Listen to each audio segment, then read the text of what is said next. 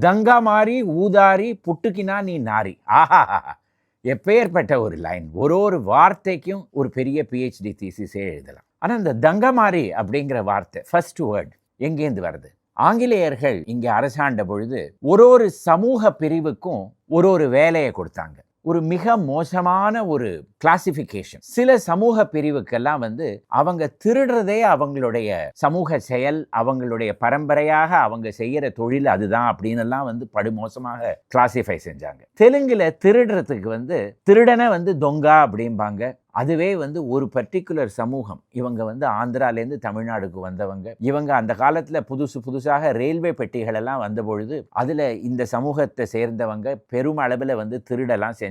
அப்படிங்கிறதுனால அவங்களுக்கு தொங்காமாரி அப்படின்னு பெயர் கொடுத்து இவங்களே திருட்டு செயலெல்லாம் ஈடுபட்டு இருந்தாங்க அப்படின்னு கிளாசிஃபை செஞ்சுட்டாங்க. இது எட்கர் தர்ஸ்டன் அப்படிங்கிறவங்க எழுதின castes and tribes of southern India அப்படிங்கிற புத்தகத்தில் இருக்கு. அதுலேருந்து அந்த தங்காமாரி அப்படிங்கிற வார்த்தை அப்படியே விட்டது.